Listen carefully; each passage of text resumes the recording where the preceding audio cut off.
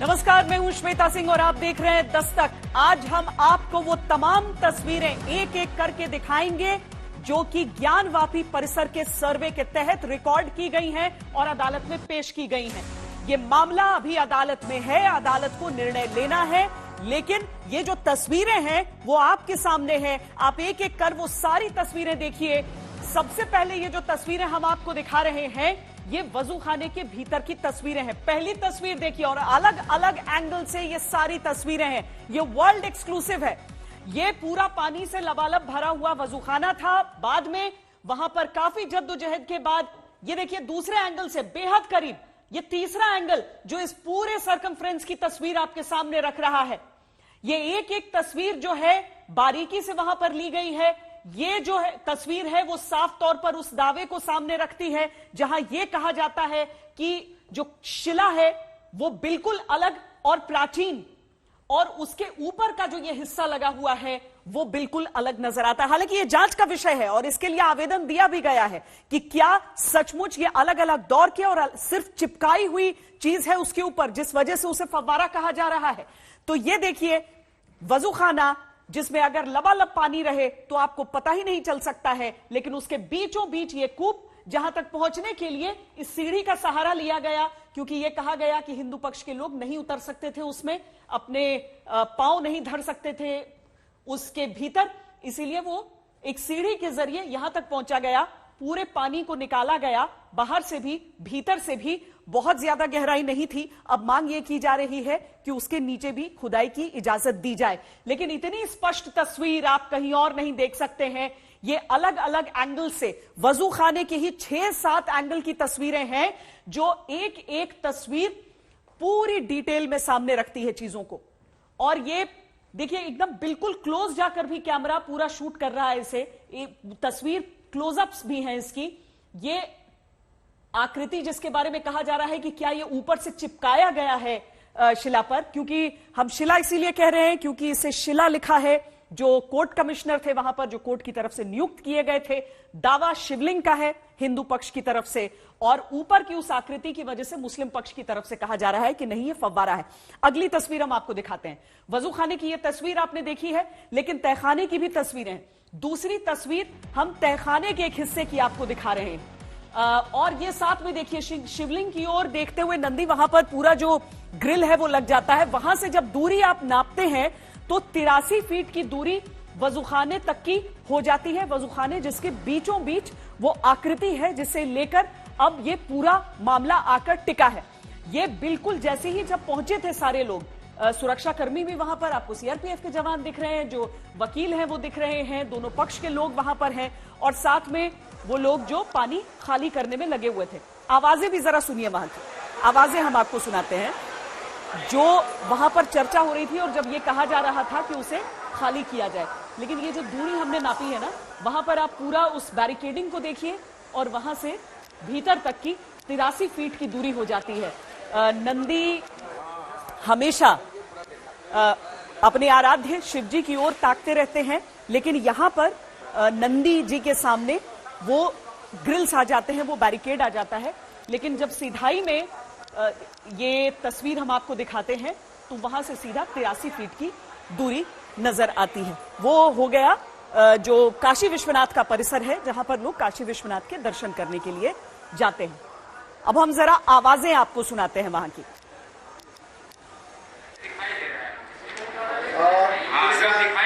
इस गोलाई में नीचे और हम लिखवा रहे हैं, आप अपना लिखवाइए, हम अपनी बात लिख रहे हैं। नहीं, आप क्लियर कैसे करोगे? बस शिवलिंग आकार कह सकते हो, आकार का दिख रहा है।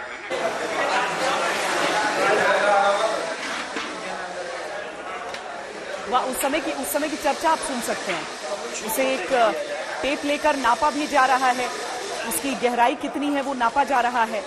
हालांकि हिंदू पक्ष की तरफ से यह दावा है कि इसके नीचे एक तहखाना है ऐसा, जिसकी अगर 2 फीट भी अगर खुदाई वहां पर कर दी जाए तो बहुत सारे और तथ्य सामने आ सकते हैं, लेकिन वो आगे की बात है। वो आवेदन अभी लंबित है। ठीक है, इसका वीडियो बनाइएगा अच्छे से। लिखा ग्रामीण अभियंता के अभियंता द्वारा स्थित शिवलिंग के अंदर जो पाइप नुमा आकार पाया गया उसको पाइप नहीं बताया गया।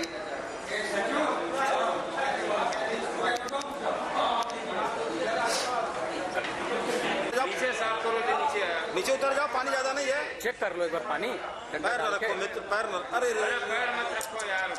अरे भोले बाबा ले जाएंगे तुम्हें ऊपर अपने से।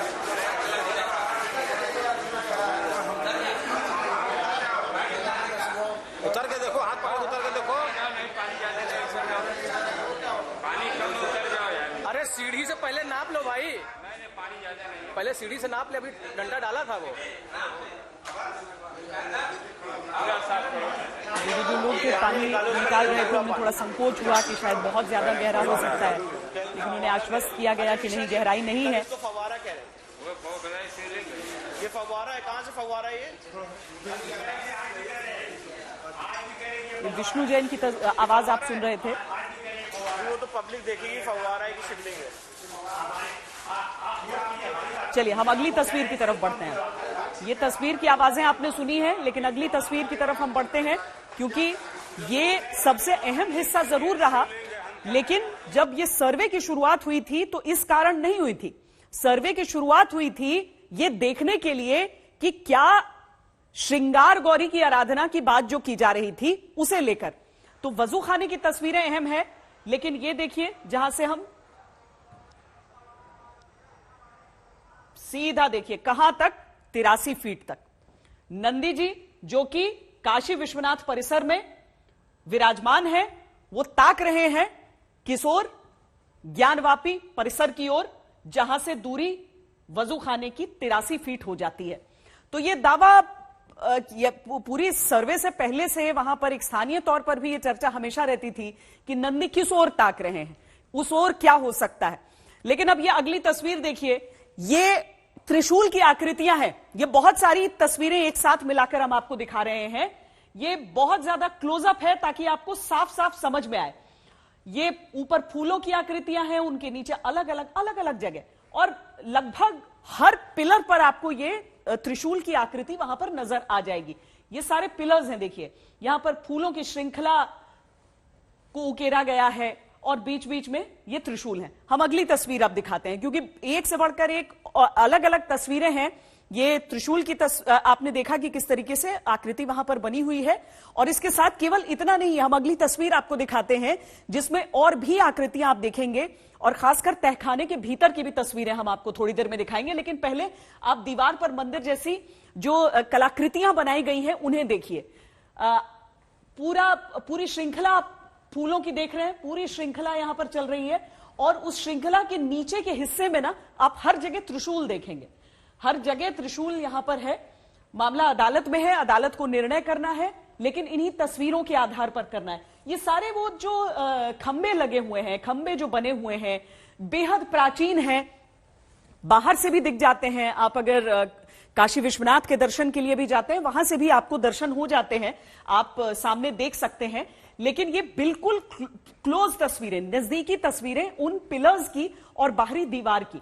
हम अगली तस्वीर अब आपको दिखाते हैं, तहखाने की तस्वीर आपको दिखाते हैं, क्योंकि तहखाने को खोलने को लेकर बड़ा जब शुरुआती सर्वे शुरू हुआ था उस समय था। तो ये सर्वे की टीम वहां पर जा रही है, उस समय की ये तस्वीरें हैं।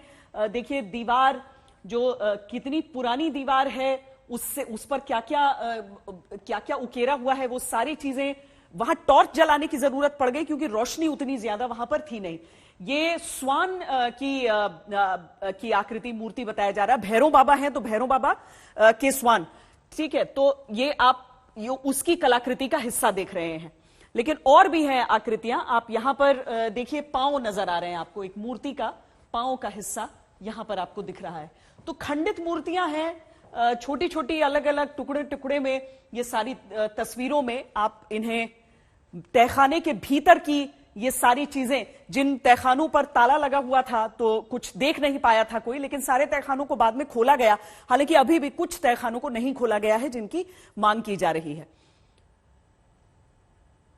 और अब हम आपको शिखर और गुंबद की जो बहस हो रही है वो हिस्सा हम आपको दिखाते हैं, क्योंकि ये तस्वीर आप उसी हिस्से की देख रहे हैं जहां पर ये हिंदू पक्ष की तरफ से कहा जा रहा है कि आर्टिफिशियली एक गुंबद को केवल बना दिया गया, बल्कि ये हिंदू मंदिर का शिखर था। तो अब इसको लेकर भी अब ये एक हिस्सा आप इसमें प्राचीन सा दिखता है आपको, और उसमें एक जोड़ा हुआ सा हिस्सा दिखता है। इन तस्वीरों को अगर हम देखें तो ये अनदेखी तस्वीरें हैं, ज्ञानवापी परिसर की अनदेखी तस्वीरें हैं। बांस बल्लियां अलग अलग बिखरे जरूर हुए हैं, लेकिन उन सब के बीच वो जो पुराने निर्माण में, पुरातन निर्माण में जिस तरह की पत्थरों और ईंटों का निर्माण इस्तेमाल होता था, प्रयोग होता था, वो सब आपको हर तरफ दिख जाएंगे। तो अभी बहुत कुछ आगे निकलना है इस मामले में, लेकिन फिलहाल ये अनदेखी तस्वीरें इस सर्वे की आपके सामने, और ये जो अनदेखी तस्वीरें हैं वही कई सवाल उठा रही हैं, जो हम आपको अपनी इस रिपोर्ट में दिखाते हैं। नहीं 10 फीट नहीं, मान लीजिए 8 फीट है, 8 फीट से ज्यादा नहीं। आप लगवा लीजिए, 8 के अंदर ही है। हाँ, बांस उठा सकते हैं? हाँ उठाइए।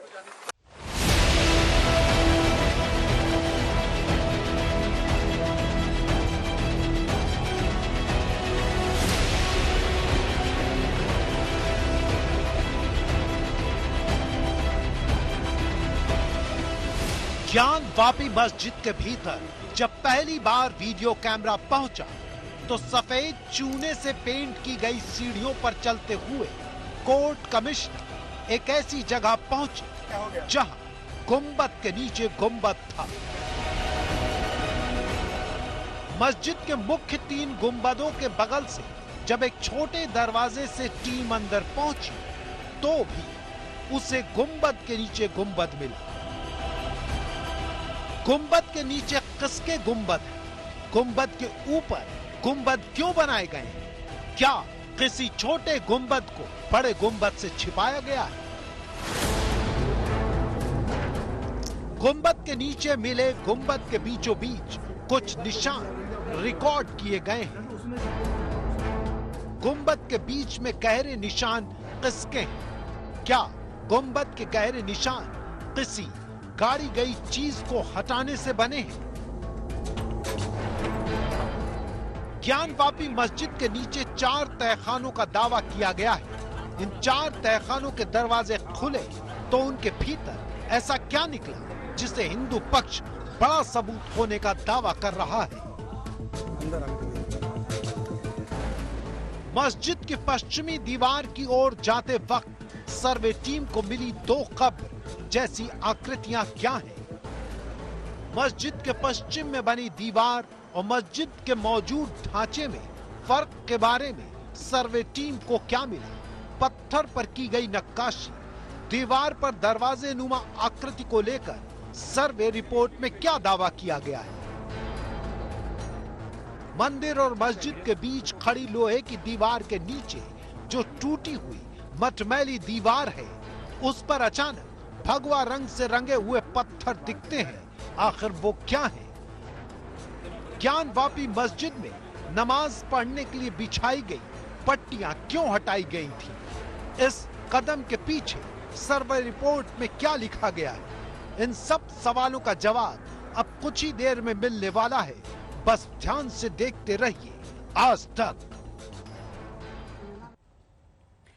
तो चर्चा के लिए हमारे साथ कुछ खास मेहमान जुड़े हैं। स्वामी जितेंद्रानंद सरस्वती, जो कि महासचिव हैं अखिल भारतीय संत समिति के, राकेश त्रिपाठी, भारतीय जनता पार्टी के प्रवक्ता, वारिस पठान, प्रवक्ता AIMIM, और साथ में मौलाना साजिद रशीदी, अध्यक्ष ऑल इंडिया इमाम एसोसिएशन। साथ में स्वामी चक्रपाणी भी हमारे साथ, जो कि अध्यक्ष हैं हिंदू महासभा के, सब जुड़े हैं।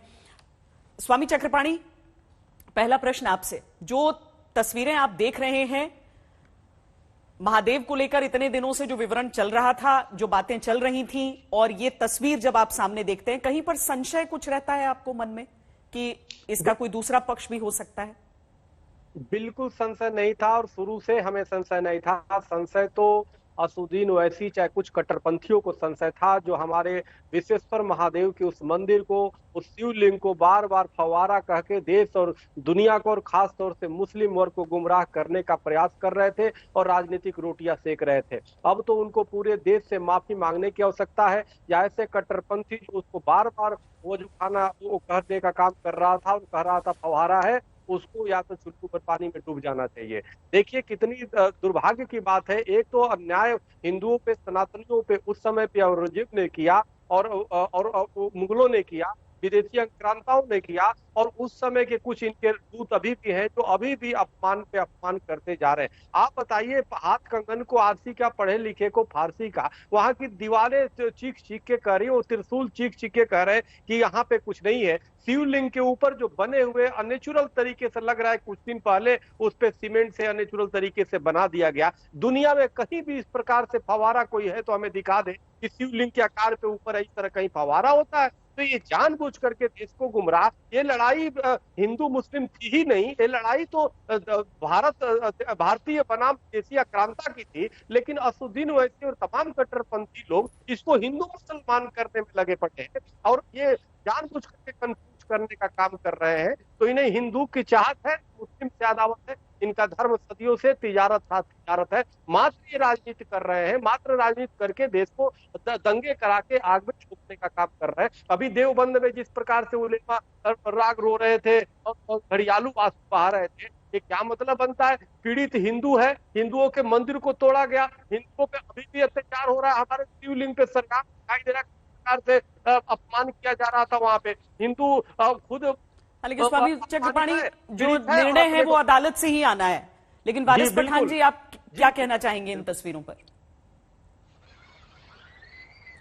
देखिए, मैं सुन रहा था अभी जिस तरह से ये बता रहे थे कि वहां पर हो गया फैसला और ये मिल गए, शिवलिंग है। ये इस तरह की बातों को रोकने के लिए ही सुप्रीम कोर्ट ने आदेश दिया था कि जब तक अदालतों का फैसला नहीं आता आपको ये सार्वजनिक करने की जरूरत नहीं है रिपोर्ट को। इसी तरह पहले भी जब भी सर्वे कमिश्नर ने रिपोर्ट को सार्वजनिक कर दिया था कोर्ट के फैसले के पहले और बाहर आके चिल्ला पुकार कर दी कि बाबा मिल गए, तभी ही कोर्ट ने उसको निकाल दिया था। उसके बाद दूसरा सर्वे रहा। अब फिर से ये कोर्ट का अपमानता कर रहे हैं, ये कंटेम्प्ट ऑफ कोर्ट कर रहे हैं कि वहां से कोर्ट का आदेश आने के पहले इस तरह का ये कर रहे हैं। मेरा ये मानना है, आज वकीलों ने वहां पे जो मुसलमान पक्ष की तरफ से थे, जो मस्जिद कमेटी की तरफ से थे, उन्होंने आर्ग्यू भी किया है कि किसी भी मंदिर को तोड़ के मस्जिद नहीं बनाई गई, ये जगह वक्फ की जगह है और जो हिंदू पक्ष का दावा है कि ये मंदिर था वो भी गलत है।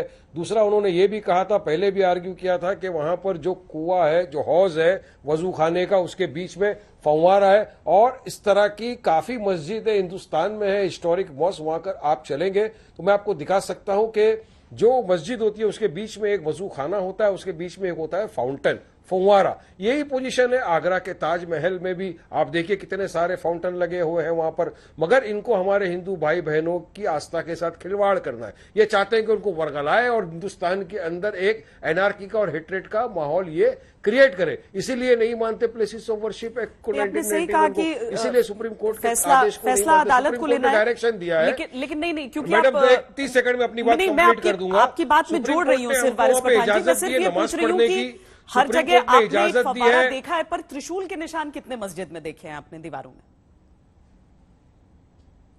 नहीं, तो वो तो भी अदालत फैसला करेगी ना। अभी तो 3 दिन पहले तो उन्होंने कहा कि ख्वाजा अजमेरी दरगाह के पास जो है ख्वाजा मोइनुद्दीन चिश्ती, जिसके ऊपर दरगाह पे चादर बीजेपी वाले चढ़ाते हैं, मोदी चढ़ाते हैं, शिवसेना वाले चढ़ाते हैं, सबकी आस्था लगी हुई है। वहां के बारे में उन्होंने कह दिया कि स्वास्तिक मिल गया, ऐसा निशान दिख गया नाजी का, वहां पे स्वास्तिक है, तो ये तो किसी भी चीज को बना देंगे। कुछ भी, कल कोई फूल दिख जाएगा तो बोलेंगे ये, मैंने एक टी शर्ट खरीदा उसके ऊपर स्वास्तिक बना है तो बोलेंगे ये भी हमारा है। अरे जर्मनी तो पूरा फिर तुम्हारा हो गया, जर्मनी में तो हर तरफ नाजी की साइन है, स्वास्तिक की। मगर कहने का मतलब यह है, देखिए आपने मुझे बीच में टोक दिया था, मैं 30 सेकंड में अपनी बात कंप्लीट करना चाह रहा था कि जब सुप्रीम कोर्ट ने आदेश दिया है कि वहां पे नमाज पढ़ सकते हैं, जितने चाहे उतने पढ़ सकते हैं, वहां पे वजू कर सकते हैं, तो नमाज के पहले वजू जो करना है ये एक इंपॉर्टेंट एस्पेक्ट है नमाज का मुसलमानों के अंदर। तो वजू करने के लिए वो जगह है। हमने कहा ठीक है, हम जिसको फुवारा है, आप जिसको शिवलिंग बोलते हैं, उतनी जगह को कुछ नहीं करेंगे, मगर वजू करने की तो अनुमति तो सुप्रीम कोर्ट ने अलाउड किया। तो ये लोग कौन होते हैं कि कोर्ट का आदेश आने के पहले ही पूरे देश के अंदर जाके बोल दो, वीडियो को निकाल के डाल दो, सब जगह बता दो कि यहां पे ये निशान मिल गए, वहां पे वो निशान मिल गए, और पूरे देश के अंदर खुदाई शुरू कर दो। देखिए इस तरह तो देश नहीं चलेगा ना। अगर मेरा दिल कर रहा है मैडम, मुझे ऐसा लगता है कि मोदी जिस घर में रहते हैं प्राइम मिनिस्टर, उनके घर के नीचे मस्जिद है, तो क्या मुझे कल अनुमति दे देंगे उनकी खुदाई करने की? चलिए बताइए मुझे। आपके चैनल के अंदर मैं बोलूंगा आपका जो स्टूडियो है उसके स्टूडियो के नीचे मुझे लगता है कि मस्जिद होगी, तो क्या कल खुदाई करने की मुझे इजाजत दे देंगे? उसके बाद की बात होगी ना। यहाँ तो आवेदन देने के बाद वीडियो बन गया, बनाने वालों का कि इस तरह की बातें आगे नहीं आ गया। और सिर्फ स्वास्तिक नहीं, और स्वास्तिक का इंटेंशन क्या था? कैसे जर्मनी पहुंचा ये अलग बहस का विषय हो सकता है, पर त्रिशूल के निशान मस्जिद की दीवार पर कैसे आ गए, ये सबके मन में सवाल उठेगा। राकेश त्रिपाठी जी, ये जो हिंदू पक्ष के वकील हैं वो कह रहे हैं कि भारतीय जनता पार्टी को अब ये निर्णय लेना होगा और केंद्र सरकार को निर्णय लेना होगा कि अगर प्लेसेस ऑफ वर्शिप एक्ट को लेकर सुप्रीम कोर्ट ने सरकार से पूछा है तो उस पर चुप्पी नहीं रखी जा सकती। अब गेंद केंद्र सरकार के पाले में। राकेश जी, देखिए श्वेता जी, इस पूरे मामले में प्लेसेस ऑफ वर्शिप एक्ट कहीं भी अप्लाई नहीं करता है। इस पूरे मामले को लेकर के अंजुमन इंतजामिया मसाजिद कमेटी पहले ही हाईकोर्ट जा चुकी है और ये बात तर्क कर चुकी है हाईकोर्ट में कि ये प्लेसेस ऑफ वर्शिप एक्ट का उल्लंघन हो रहा है। हाईकोर्ट ने स्पष्ट तौर पर कहा नहीं, ये प्लेसेस ऑफ वर्शिप एक्ट का उल्लंघन नहीं है और इस मामले में सर्वे किया जाना चाहिए। सर्वे रुकवाने के लिए भरसक कोशिश उन्होंने की, सर्वे रुका नहीं, सर्वे से सारे तथ्य निकल कर आए। सर्वे की रिपोर्ट को सार्वजनिक किए जाने से या दूसरे पक्षों को साझा किए जाने से भी रोकने की भरसक कोशिश की गई। वही लोग हैं जो कुछ छुपाना चाहते हैं, जिनको लगता है कि सत्य उद्घाटित नहीं होना चाहिए, लेकिन अब सत्य तो दुनिया के सामने है और सांच को आंच नहीं होनी चाहिए। आज जो तथ्य निकल करके आ रहे हैं, जो सत्य निकल के आ रहे हैं, वो अपने आप चीख चीख कर गवाही दे रहे हैं। मैं मानता हूं जब कोर्ट का फैसला होगा तो कोर्ट का फैसला नीर क्षीर विवेचन का काम करेगा, दूध का दूध और पानी का पानी कर देगा। जो भावनाएं हैं उन भावनाओं से इतर आज जो साक्ष्य हैं, जो प्रमाण हैं, उन प्रमाणों पर कोई तर्क नहीं है। और इस वारिस पठान किस प्रकार के कुतर्क करने का काम कर रहे हैं। अरे जितने विशालकाय नंदी भगवान बैठे हुए हैं, उतने विशालकाय नंदी भगवान को देख करके पूरे विश्वास के साथ सनातन धर्म को मानने वाले लोग कह सकते हैं, शैव संप्रदाय के लोग कह सकते हैं कि जितने बड़े नंदी हैं उससे बड़े शिवलिंग का आकार होगा। और आज ये शिवलिंग का आकार देख करके ऐसा लग रहा है कि ये जो दावा किया जा रहा है, इस दावे में तथ्य है, तर्क है, इसमें साक्ष्य है, ये बेबुनियाद नहीं है। लेकिन इन सारी बातों के बावजूद कोर्ट जो डिसीजन देगा, कोर्ट के डिसीजन के आधार पर ही अंतिम आगे की प्रक्रिया बढ़ेगी। लेकिन कुछ लोगों का कोर्ट में यकीन नहीं है, कुछ लोगों का संविधान में यकीन नहीं है, इसलिए लगातार लटकाने, अटकाने और भटकाने का प्रयास कर रहे हैं। देखिए, वजू करने के लिए, वैकल्पिक व्यवस्था करने के लिए कोर्ट ने आदेश किया, राज्य सरकार ने, वहां पर डीएम ने एक वैकल्पिक व्यवस्था बनाने का काम किया है। मैं मानता हूं आज सांप्रदायिक सद्भाव को बनाए रखने के लिए आगे बढ़कर के जो साक्ष्य निकल करके सामने आए हैं उसके आधार पर समाज को निर्णय लेना होगा। और मैं मानता हूं एक अद्भुत मिसाल कायम होगी कि आउट ऑफ कोर्ट सेटलमेंट के लिए हम तैयार हुए हैं। लेकिन जिस तरह का अब तक का इतिहास रहा है, इसकी संभावनाएं बहुत कम लगती हैं। जहां तक राज्य सरकार या केंद्र सरकार का मसला है, राज्य सरकार या केंद्र सरकार के लिए कोर्ट की जो भी भूमिका तय की जाएगी, कोर्ट द्वारा जो भी भूमिका तय की जाएगी, राज्य सरकार और केंद्र सरकार अपने संवैधानिक उत्तरदायित्व का निर्वहन करेगी। आउट ऑफ कोर्ट सेटलमेंट तो एक आइडियल सिचुएशन हो, लेकिन मौलाना साजिद रशीदी जी, ये चीजें देखकर, मतलब मैं शायद कम जानती हूं इस्लाम के बारे में, लेकिन जहां तक मेरा ज्ञान है, मुझे लगता है कि जो जीवित चीजें हैं, उनकी मूर्तियां, ऐसी चीजें नहीं रहती हैं मस्जिद के अंदर। अब शिवलिंग या फव्वारे को लेकर जरूर एक विवाद हो सकता है, पर क्या जो बाकी हिस्से आप देख रहे हैं या फिर गुंबद का जो हिस्सा आप देख रहे हैं, उन्हें लेकर आपके मन में कोई ख्याल आ रहा है कि हो सकता है कि जो हिंदू पक्ष कह रहा है वही सही हो? देखिए श्वेता जी, आपने एक सवाल किया राकेश त्रिपाठी जी से कि गेंद आपके पाले में है, अब आपका क्या निर्णय है इस पर, आप क्या करेंगे? तो ये गोल कर गए, जलेबी बना गए उस पर। इन्होंने कोई जवाब नहीं दिया। मैं आपको एक चीज बता देना चाहता हूँ, 1991 वर्शिप एक्ट जो है उसका सेक्शन 3 ये कहता है कि अगर किसी वजह से ये साबित भी हो जाए कि मंदिर तोड़कर मस्जिद बनी है या मस्जिद तोड़कर मंदिर बना है, तो भी आप उसका कैरेक्टर चेंज नहीं कर सकते, वो जो का तू रहेगा। इस पर ये लोग जवाब नहीं देते, ना इनके पास जवाब है। दूसरी बात, आपने जो गुंबद की बात कही है, मैंने देखा आपने कहा कि साहब ये छोटा गुंबद है, इसके ऊपर बड़ा गुंबद कैसे बन गया। आप आइए मेरे पास पहाड़गंज की मस्जिद में, हर मस्जिद में जहां गुंबद है, पहले नीचे उसके एक गुंबद है, फिर उसके ऊपर बड़ा गुंबद होता है। हर मस्जिद में ऐसा ही होता है। और हर मस्जिद में जहां हौज है वहां फव्वारा होता है, फाउंटेन होता है। आप इन चीजों को जहां जिस तरह से मिसमैच करने की कोशिश कर रहे हैं, मैं समझता हूं कि ये कोर्ट पर छोड़ दीजिए। ये जो हमारी एक्सरसाइज है बाहर कोर्ट के, ये सब बेकार है। मौलाना साजिद रशीदी, आपकी बात पूरी नहीं हुई थी, क्योंकि आपने गुंबद के ऊपर गुंबद बनने को एक सामान्य चीज जरूर कहा है, लेकिन त्रिशूल को लेकर, स्वास्तिक के निशान को लेकर और जो खंडित मूर्तियां मिली हैं उन्हें लेकर आप क्या तर्क देंगे? देखिए, मैं एक चीज आपको बता दूं श्वेता जी, जब कोर्ट में कोई दावा पेश होता है तो उसकी सच्चाई के लिए बहुत सारी चीजें होती हैं। कोर्ट एग्जामिन करेगा उनको कि वो क्या है क्या नहीं है। जब कोर्ट एग्जामिन करेगा, एग्जामिन करने के बाद जो भी फैसला आएगा देखा जाएगा। कोर्ट को तो सब मानेंगे ना। मैं तो गुंबद वाली बात पर आप ये तर्क नहीं दे रहे थे, इसलिए मुझे लगा कि शायद आप इस पर कुछ नहीं, सुनिए, मैं राकेश जी से एक बात पूछना चाहता हूँ। अगर कोर्ट का फैसला आ जाए कि साहब ये फव्वारा है या ये मस्जिद ही रहेगी, तो क्या बीजेपी सरकार ये कहेगी कि आज के बाद में हम किसी मस्जिद पर कोई इस तरह का दावा पेश नहीं करने देंगे लोगों को? बताइए त्रिपाठी जी। देखिए, पहले एक तो मैं साजिद रशीदी जी को बता दूं कि इन्होंने उपासना स्थल विशेष उपबंध अधिनियम 1991 उसकी केवल 3 धाराएं ही पढ़ी है। क्या 3 धाराओं पढ़ने के बाद चौथी धारा पढ़ते समय क्या भ्रमित हो गए? मेरे सवाल का जवाब नहीं है। 4 पढ़ पाए थे क्या? अब सुन लीजिए साजिद रशीदी, आपको सुन रहा था मैं। धारा 4 उपधारा 1 जरा उस पर भी थोड़ी निगाह डाल ली होती, जिसमें स्पष्ट तौर पर लिखा है कि कोई धारा 4 भी पढ़ी है, धारा 4A भी पढ़ी है, धारा 4B भी पढ़ी है। पुराना होगा तो उस पर ये उपबंध लागू नहीं होंगे, ये अधिनियम लागू नहीं होगा। लेकिन क्या है, अजल गगरी छलकत जाए, अधूरा ज्ञान बड़ा खतरनाक होता है। आपने धारा 3 तक पढ़ी, धारा 4 पढ़ी नहीं। धारा 4 पढ़ लेते तो अपवाद उसके क्या जाते। और ऑनरेबल हाईकोर्ट के जजेस कम से कम उन पर विश्वास रखते हैं। मौलाना साजिद रशीदी, कानून का ज्ञान ऑनरेबल हाईकोर्ट के जजेस को है ना। वो गए तो थे कोर्ट, अंजुमन इंतजामिया मसाजिद कमेटी, क्यों कोर्ट ने सर्वे पर रोक नहीं लगाई? इस बात को बिना समझे हुए आकर के भ्रमित होकर के स्वयं तर्क देकर के लोगों को भ्रमित करना बंद कर दीजिए। जो सच है वो सबके सामने आकर सुजाता पांडे कुछ कहना चाह रही हैं। जी सुजाता जी बताइए। कोर्ट के आदेश को लेकर जो बात स्पष्ट है, मुझे 30 सेकंड पूरा देश माने। मौलाना जी, आपसे आप जो ये प्रश्न भाजपा के प्रवक्ता राकेश त्रिपाठी से पूछ रहे थे, मेरा आपसे एक प्रश्न है कि क्या यही बात, अगर ये शिवलिंग साबित हो गया, अगर ये साबित हो गया कि औरंगजेब ने मस्जिद जो बनाई है वो मंदिर तोड़ के बनाई है, ये सारे चिन्ह सनातन के हैं और इससे मस्जिद का कुछ भी लेना देना नहीं, और साथ ही साथ आप लोगों में से सबको पता था कि वहां शिवलिंग है, वहां हमारा पवित्र शिवलिंग है, वहां हमारे महादेव बैठे हैं, और उसके ऊपर तुमने वजू किया, तो क्या आप सारे लोग हाथ जोड़ के माफी मांगेंगे? दूसरों से सवाल करना कि जमाने लदे गया था वो कोई जमाना जहां पे सेकुलरिज्म पे टिन का चश्मा पे शिवलिंग को भी फवारा बताया जाता था। अब सत्य को प्रमाण की आवश्यकता नहीं है।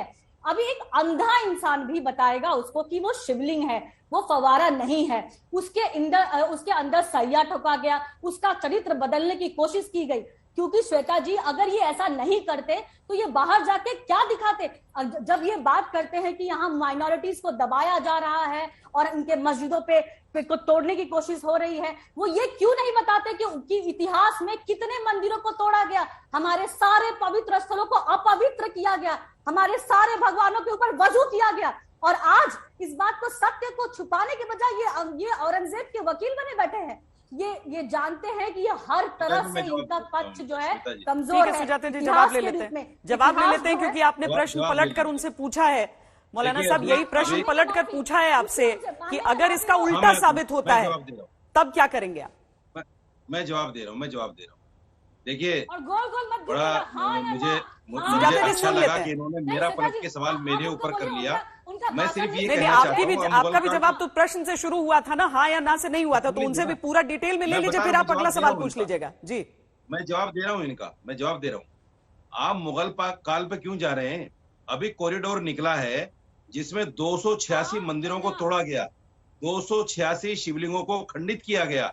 सुजाता जी, आप क्या राकेश जी से पूछेंगी कि वो 286 शिवलिंग कहाँ है, उनको खंडित क्यों किया गया, वो मंदिर क्यों तोड़े गए? मेरा हक है कि मैं किससे सवाल पूछूं? ये तो आप बोल रहे थे, वो गोल गोल कर रहे हैं, ये तो इससे ज्यादा गोल गोल क्या होगा? आप एक बार पहले इस सवाल का जवाब दे दीजिए कि अगर उल्टा साबित होता है तो क्या? पहले राकेश जी मेरे सवाल का जवाब दे दें, फिर मैं इनका जवाब दे दूंगा, और फिर उसके बाद वो ऐसा कोई चुभने वाला सवाल पूछ लेंगे, आप फिर बोलेंगे कि नहीं उसके भी बदले मुझे चाहिए। आप पहले जवाब दे दीजिए, उसके बाद हम राकेश जी उसका जवाब देंगे आपको, क्योंकि ये सवाल कई मंचों पर उठता है। ये सवाल कई मंचों पर उठता है, लेकिन आप पहले ये बता दीजिए कि अगर मेरे सवाल का ये जवाब दे दे, मैं भी जवाब दूंगा। राकेश जी जवाब दे दीजिए पहले, क्या किया है आपने उन खंडित मंदिरों का जो तोड़े आपने वहां पे? पहले स्पष्ट तौर पर बता दूं, देखिए मंदिरों के नाम पर जिस प्रकार से वहां पर अतिक्रमण किया गया था, मंदिरों को वहां पर पूरी तरह से अपमानित करने की स्थिति बना दी गई थी, उसको हमने मुक्त करके आज किस प्रकार का भव्य मंदिर वहां कॉरिडोर बनाने का काम किया है। ये जो भी श्रद्धालु आज वहां जा रहे हैं और आज जिस प्रकार से बड़ी संख्या में श्रद्धालु वहां जा रहे हैं, वो इस वैभव को देख रहे हैं, इस दिव्यता को देख रहे हैं कि भगवान शिव का जैसा मंदिर होना चाहिए वैसा मंदिर बनाने का प्रयास आज नरेंद्र मोदी जी ने किया है। लेकिन ये कुछ लोगों को बर्दाश्त नहीं हो रहा है, क्योंकि जिनको अभ्यास था, जिनको आदत थी कि कैसे मंदिरों को धूल-धूलित किया जाए, उनको भग्नावशेषों में बदल दिया जाए, आज वो भव्यता देख करके परेशान हो रहे हैं। लेकिन परेशान होइए मौलाना सज्जद रशीदी, आपके परेशान होने से भी किसी प्रकार की कोई मत भिन्नता नहीं आने वाली। मौलाना साहब आप जवाब दे दीजिए कि अगर वहां पर वो शिवलिंग ही साबित होता है तब क्या? माफी मांगेंगे आप मौलाना जी? पहले आप ये बताइए। सारी नहीं, अभी आप माफी मांगने को कह रहे थे ना, अभी आप पूछ रहे थे क्या करेंगे क्या करेंगे। आप बताना नहीं चाहते देश को कि हमने कैसे कैसे मंदिरों को तोड़ा? आप बताना नहीं चाहते। आप औरंगजेब के वकील क्यों बने हुए हैं? आपको क्या आंखों से दिखाई नहीं देता? चश्मा तो लगाया नहीं है, क्या आंखों से दिखाई नहीं देती कि वो शिवलिंग है? किस तरह का फवारा है वो? कैसे चलता है? कहाँ है उसका? मोहतरमा ये डिबेट है, ये सिर्फ चर्चा है, इसमें बहुत ज्यादा की जरूरत नहीं हुआ करती। बिल्कुल है। मेरे शिवलिंग पे आप मेरे आराधना पे वजू करेंगे और मुझे गुस्सा होने का भी हक नहीं है। ऐसी बातें क्यों कर रही हैं? मैं तो औरंगजेब का नाम भी नहीं, एक बार मैंने औरंगजेब का नाम नहीं लिया, ना मैंने बाबर का नाम नहीं। ये सारे नाम आप ही ले रही हो। मैं आपसे पूछ रही हूँ, तो आप बन रही है बार बार औरंगजेब का क्या आप माफी मांगेंगे अगर वो शिवलिंग साबित हुआ? औरंगजेब का नाम एक बार भी नहीं लिया। अरे औरंगजेब को आप, अच्छा ठीक है, चलो औरंगजेब का नाम आप ही ले रही है बार बार। आप कहिए कि औरंगजेब आताताई था, समर्थक है, उनका वक्तव्य औरंगजेब, बाबर, पाकिस्तान, इस्लाम, मुसलमान, इसके बगैर पूरा होता ही नहीं है। आप बताइए, आप कहिए के बगैर। आप मेरी बात पूरी नहीं कर रहे, आप अपने सवाल से भाग रहे। आप कह रहे थे राकेश त्रिपाठी जी आपको चक्री घुमा रहे, आप खुद ही घूम रहे हैं। ने अभी भी मेरे सवाल का जवाब नहीं दिया। आपने दिया क्या मेरे सवाल का? आप माफी मांगेंगे? तो क्या राकेश त्रिपाठी कहेंगे कि आज के बाद फिर मस्जिद पर कोई बात नहीं होगी? कौन माफी मांगेगा? मेरे सवाल का जवाब से लोग माफी मांगेंगे, कौन माफी मांगेगा? तो अगर ये शिवलिंग साबित हुआ, अगर ये साबित हुआ कि नहीं, ठीक है राकेश त्रिपाठी जी ये समझाइए कि हिंदू पक्ष के वकील, मैं एक बार फिर उसी सवाल पे आ रही हूं कि हिंदू पक्ष का साफ कहना है कि केंद्र को एक स्टैंड लेना पड़ेगा। अगर प्लेसेस ऑफ वर्शिप एक्ट को लेकर सुप्रीम कोर्ट ने केंद्र से सवाल पूछा है तो ये मामला वरना वहीं उलझा रह जाएगा। आपको लगता है कि सरकार इस मामले में उस हिसाब से आगे बढ़ेगी? देखिए मैं एक बात स्पष्ट कर दूं स्मिता जी कि प्लेसेस ऑफ वर्शिप एक्ट 1991 कहीं भी इस पूरे मामले में बाधक नहीं बन रहा है। इस पूरे मामले की सुनवाई में जो भी पक्ष सामने आया है, मैंने अभी धारा 4 उपधारा 3 एक खंड 1 पढ़ के बताया है कि कैसे उपासना स्थल विशेष उपबंध अधिनियम 1991 इस पर लागू नहीं होता है। बावजूद इसके अगर कहीं आवश्यकता होगी तो केंद्र सरकार निश्चित तौर पर विचार करने में पीछे नहीं हटेगी। केंद्र सरकार जनता की भावनाओं को दरकिनार नहीं कर सकती। लोकतंत्र में चुनी हुई जनता की चुनी हुई सरकार जन भावनाओं की कद्र करती है और इसकी आवश्यकता होगी तो निश्चित तौर पर विचार करेंगे। लेकिन मैं इस बात को फिर स्पष्ट कर रहा हूं कि ज्ञानवापी इस प्रकरण में उपासना स्थल अधिनियम 1991 किसी भी प्रकार से बाधक नहीं है और इसीलिए आज सिविल कोर्ट की कार्रवाई हो रही है। अन्यथा हाईकोर्ट, सुप्रीम कोर्ट इस कार्रवाई को स्टे कर देते, रोक देते। स्वामी चक्रपाणी, हर तरफ हर बार लोग यही कहते हैं कि सौहार्द होना चाहिए और मिलजुल कर कोई निर्णय, लेकिन आपको लग रहा है कि इस पूरे मामले में कहीं पर मन मिल के कुछ निर्णय निकल सकता है या ये एक अदालती लड़ाई से ही ये पूरे मामले का निर्णय होने वाला है? देखिए मन मिलकर के हो जाए निर्णय, ये बिल्कुल निश्चित तौर पर आदर्श स्थिति होगी। लेकिन जिस तरह के विषैले बयान लगातार एक पक्ष के द्वारा दिए जा रहे हैं, इसकी संभावनाएं बेहद छीड़ दिखाई पड़ती हैं और हम मानते हैं कि न्यायपालिका से अगर इस बात को लेकर के स्पष्ट निर्देश हो जाएगा तो आने वाले समय में भी इस बात को लेकर राकेश जी, ये स्वामी चक्रपाणी से असल में मैंने पूछा। स्वामी चक्रपाणी, श्वेता जी देखिए सबसे बड़ी बात यह है, हमारे मौलाना साहब बैठे हैं, इनसे माफी मांगने की बात पूछी जा रही तो नहीं जवाब दे रहे। हमें तो चिंता इस बात की है कि यहाँ माफी मांगे या न मांगे, लेकिन जो औरंगजेब ने जो हमारे मंदिर तोड़ा वो तो स्वाभाविक रूप से जो मंदिर तोड़ा वो दोजख में जाएगा। लेकिन जो हमें चिंता इस बात की है कि जो मुफ्ती मौलाना या जो लोग उस नमाज पढ़ने वहां जाते हैं, वो मंदिर था जहाँ पे प्रतिमा है, जहाँ पे हमारे भगवान की बेअदबी की गई है, जब जाएंगे ऊपर, जो अल्लाह ताला रहीम है, रहमान है, तो उनको क्या मुंह दिखाएंगे? अल्लाह ताला तो खुद उनको सोटे मारेंगे कि भाई तुमने तो एक दो मंदिर तोड़ दिया हिंदुओं की, और तुम वहां पे हमारी प्रार्थना करके तुम्हें जन्नत में मिलेगा, तुम्हें हूर मिलेगा। वो तो दोजख में भी नहीं भेजेंगे, बल्कि इनकी फाइल तो भगवान चित्रगुप्त के पास होगी, क्योंकि हिंदुओं के अपराधी हैं और हिंदुओं के मंदिर में पढ़ रहे हैं, और वहां पे तो कंफ्यूज हो जाएंगे, वहां तो हिंदुओं वाला नरक मिलेगा। सवाल यह है कि हमें चिंता इस बात की है कि जहां जहां मंदिर तोड़े गए हैं, इनके कुरान के अनुसार कि दूसरे के धर्म स्थल तोड़ के या विवादित जगह पे नमाज पढ़ना हराम है। तो जब हराम है तो हराम का कार्य कर रहे हैं। जहां जहां हमारे मंदिर है वहां अगर नमाज मौलाना साहब पढ़ रहे हैं तो कैसे ये जन्नत में जाएंगे? कहाँ हूरें मिलेंगी? ये तो कुछ नहीं मिलने वाला, बल्कि हिंदू वाला नरक मिलेगा। भगवान चित्रगुप्त ठीक है स्वामी चक्रपाणी उनसे, और आप कोर्ट में यहाँ से भी हारेंगे और वहां से भी हारेंगे नहीं। जी मौलाना साहब बताइए। जाएंगे उसकी सजा भुगतेंगे, क्योंकि हमारे देवी देवता का अपमान कर रहे हैं, वजू कर रहे हैं। आप कितने साल? स्वामी चक्रपाणी वो बोलना चाह रहे हैं, जवाब देना चाह रहे हैं आपको। जी बोलिए। महाराज ने अभी बताया कि मंदिर तोड़कर मस्जिद बनी है और औरंगजेब ने मंदिर तोड़ा है। ये अकबर के जमाने की मस्जिद है। औरंगजेब ने तो बनाया 1885 में महाराजा।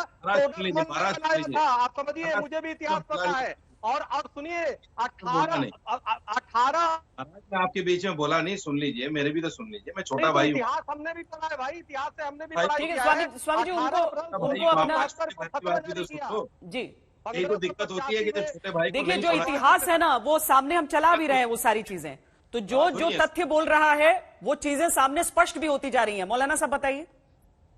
देखिए मैं यही कहने जा रहा हूं कि यहाँ अगर मैं एक मिनट के लिए मैं स्वामी चक्रपाणी महाराज के साथ खड़ा हो जाऊं और ये कहूं कि ठीक है चलो मंदिर तोड़कर मस्जिद बनाई, ये गलत हुआ। आप मुझे बताइए, आप मुगल काल को रो रहे हैं, मुगलों के बाद में अंग्रेजों ने हमारे देश के साथ में क्या किया है? अरे उससे पहले सोने की चिड़िया थी और उन्होंने सोना भी लूटा, हमारे देवी देवताओं का अपमान किया। मौलाना साहब, हमारा देश उसके बाद से कंगाल हो गया। आज बेरोजगारी की आज रो रहे हैं, गरीबी की रो रहे हैं, देश हमारा गरीब हुआ, ये मुगलों के वजह से हुआ। देवी देवताओं का अपमान हुआ। 84,000 को तोड़ा गया। आप समझ में आता, लेकिन सिर्फ सोना ही नहीं। स्वामी चक्रपाणी उनको जी मौलाना साहब को अपनी बात पूरी कर लेने दीजिए, फिर आप बोलिए जी, क्योंकि एक ही है ना, आप तो एक पक्ष है, वो एक पक्ष है जी। अगर आप हिस्ट्री को पढ़े, 7वीं 8वीं 9वीं और 10वीं 11वीं सदी में 84,000 बुद्ध मठों को तोड़कर मंदिर बने हुए हैं। और स्वामी विवेकानंद ने 2-3 मंदिरों के बारे में कहा है कि हमने इनका शुद्धिकरण किया है और बड़े मंदिर हैं वो आपके, मैं नाम नहीं लेना चाहता, आपको पता होना चाहिए। इस पहुंच रही है। ज्ञान वापी नाम से कहीं मस्जिद होता है?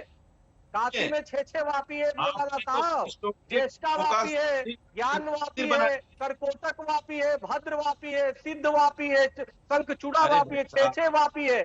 ज्ञान वापी के नाम से कहीं मस्जिद होता है?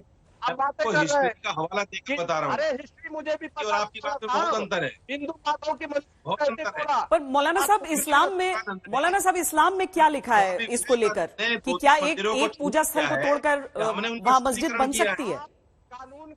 क्या नमाज ऐसी जगह से कबूल होता है? क्या कहा गया है इस्लाम में? विरोध में भी चल रहे हैं आप बताइए, श्वेता जी आप मुझे बताइए, अगर बुद्ध मठ को तोड़कर मंदिर बनाए जाए तो क्या वहां पूजा स्वीकार होगी? देखिए बताइए, किधर की बात आप ले जा रहे हैं? नहीं, मैं तो आपसे पूछ रही हूँ, मैं तो अपनी जानकारी के लिए पूछ रही हूँ कि क्या इस्लाम में इसको लेकर क्या कहा गया है? मैं भी आपसे पूछ ही रहा हूँ कि हिंदू धर्म में क्या अगर बुद्ध मठों को तोड़कर मंदिर बना लिए जाए तो क्या वहाँ पूजा स्वीकार होती है? बुद्ध भी हिंदू है यार, बौद्धिस्ट भी हिंदू है, जैन भी हिंदू है। उसके बाद आप जवाब देंगे। आप मौलाना साहब ये थोड़ी सही होता है कि मैं एक सवाल पूछती हूँ, आप बोलते नहीं पहले इसका जवाब लेकर आओ फिर मैं उसके बाद जवाब दूंगा। आप एक बार बता दीजिए, उसके बाद सुजाता जी आपके सवाल का जवाब देना चाह रही है। नहीं, जो वैदिक धर्म है, सनातन में मूर्ति पूजा है ही नहीं। ये कहाँ से शिवलिंग और ये मूर्ति पूजा की बात करते हैं? सनातन में तो है ही नहीं मूर्ति पूजा। मुझे साबित कर दे स्वामी चक्रपाणी महाराज। बगल में गंगा जी भी बह रही है ना, प्रकृति पूजन है वहां पर। सीधी की क्या दिखाता है? ये हिंदुत्व के बारे में परिभाषा करेंगे। पंचदेव की उपासना है, गणेश की पूजा, और ऐसे जहां पर दीवारों पर त्रिशूल, देवी देवताओं की आकृतियां, घंटे, ये सारे उकेरे गए हो, वहां पर आपको वहां पर इसलिए मैं पूछ रही हूं कि क्या इस्लाम में ऐसी जगह पर बनाना जायज माना जाता है? नहीं, वो देखा जाएगा ना कि वो बनाई गई हैं या बनी हुई हैं या कब की हैं, कब की नहीं है, उनकी पोजीशन क्या है। वो ऐसे थोड़े कि भाई कोई जो चाहे कह दे। चलिए सुजाता जी, आप कुछ कहना चाह रही थी, आप अपनी बात रखिए, उसके बाद हम संपन्न करें इस पूरी चर्चा को। सबसे पहले तो ये मौलाना जी अपने धर्म के बारे में विवेचना करें। उन्हें सनातन की जरा से भी ज्ञान नहीं है, ना ही वो इस डिबेट में इस हैसियत से आए हैं कि वो दूसरे पे सनातन के बारे में धर्म को बता सकते। उनको मैं उतना बता सकती हूँ कि उनका ज्ञान अधूरा नहीं, बिल्कुल शून्य है, शून्य। ठीक है, तो अपने धर्म के बारे में आप अपने मौलाना जो इस्लाम के बारे में जानते हैं उतना ही बोलिए, क्योंकि अगर हम इस्लाम के बारे में बोलना चालू करते हैं तो आप फतवा जारी करना शुरू कर देते हैं। सुनिए, नहीं, आपके जैसे ज्ञान की बिल्कुल जरूरत नहीं है। इसी ज्ञान के कारण हमारे मंदिर अभी भी मस्जिदों के नीचे गड़े पड़े हैं और उनको हम सेकुलरिज्म की पाठ जो है पढ़ाए जा रहे हैं। तो आप मुझे मत बोलिए। दूसरी चीज आप बता दीजिए ज्ञान मुझे। मैं अपने ज्ञान में और वृद्धि करना चाहता हूँ, पढ़ाना चाहता हूँ। मैंने तो ज्ञान में वृद्धि के लिए सवाल पूछा था, आपने मौलाना साहब बताया नहीं। लेकिन कुल मिलाकर ये सारी तस्वीरें सबके सामने हैं। बहुत बहुत धन्यवाद आप सबका इस चर्चा में जुड़ने के लिए। ये तस्वीरें अब सबके सामने हैं, अदालत को इस पर निर्णय लेना है, लेकिन एक एक तस्वीर अपने आप में कितना कुछ बयां कर रही है। आज तक HD, सबसे तेज, सबसे ज्यादा।